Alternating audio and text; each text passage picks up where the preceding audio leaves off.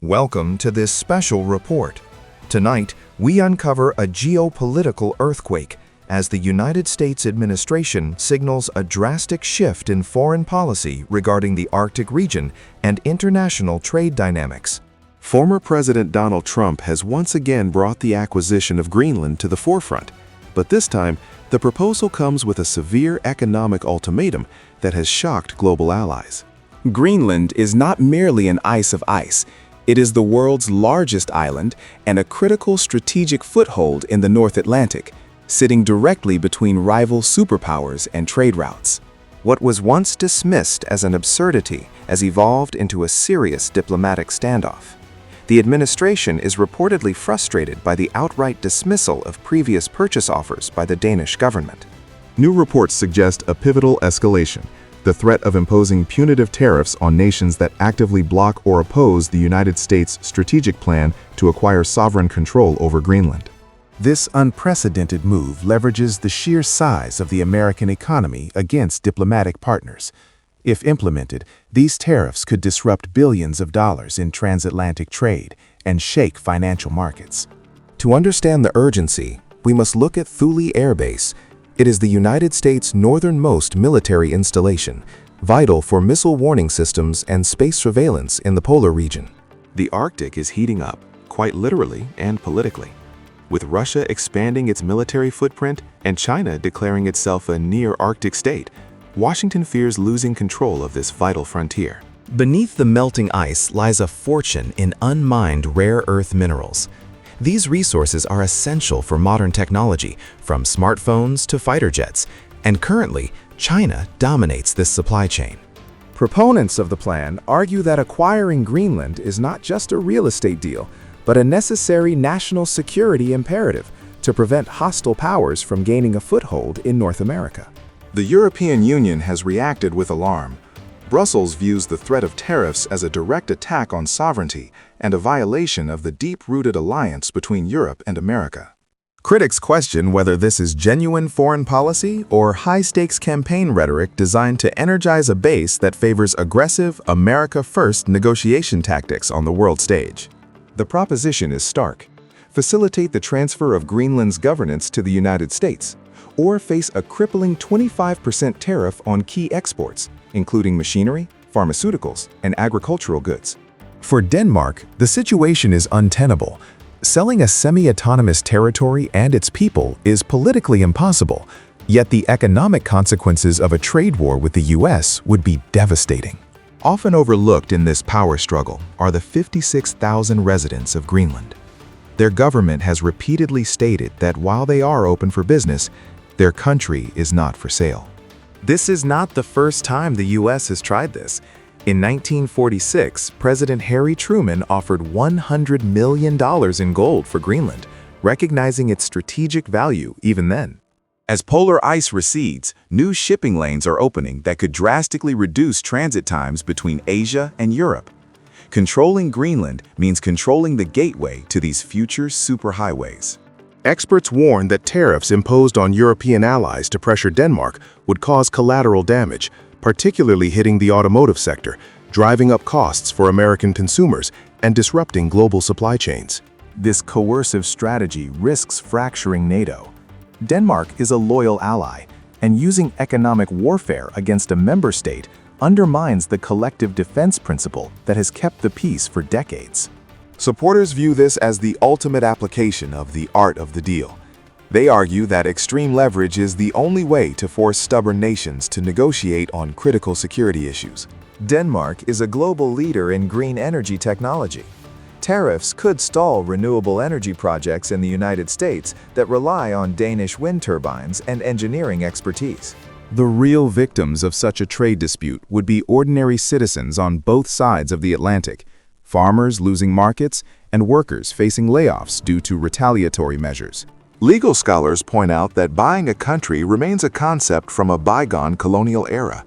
International law supports self-determination, making a forced purchase nearly impossible without the population's consent. The scramble for resources is intensifying. The U.S. Geological Survey estimates that the Arctic holds vast amounts of undiscovered oil and gas, making Greenland a prize of immense economic potential. Trump's logic is rooted in the belief that the U.S. provides military protection to Europe while suffering a trade deficit. He views the acquisition of Greenland as fair compensation for this security umbrella. Social media is ablaze with reactions. While some Americans support the bold expansionism, others ridicule the idea or fear the economic fallout of starting a trade war with friendly nations. We are witnessing a high-stakes game of geopolitical chess. The tariff threat is a gambit designed to shock the system and force a conversation that European leaders desperately want to avoid. If the U.S. alienates its Arctic allies through tariffs, it could inadvertently drive them closer to China or Russia, who are eager to invest in Greenland's infrastructure and gain influence. Economically, it is a battle of David versus Goliath. The U.S. economy dwarfs Denmark's, giving Trump massive leverage.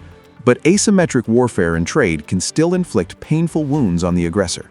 Insiders at the White House suggest that the tariff threat is currently a bargaining chip. The goal may not be the immediate purchase, but rather establishing exclusive rights to military expansion. By threatening tariffs, the administration is effectively trying to build an economic wall around the issue, isolating opposition and making the cost of saying no exponentially higher for foreign governments. Foreign policy analysts warn that this transactional approach to alliances corrodes trust. Treaties and shared values are being replaced by a pay-to-play dynamic that creates instability in the West. Ultimately, this is about projecting power.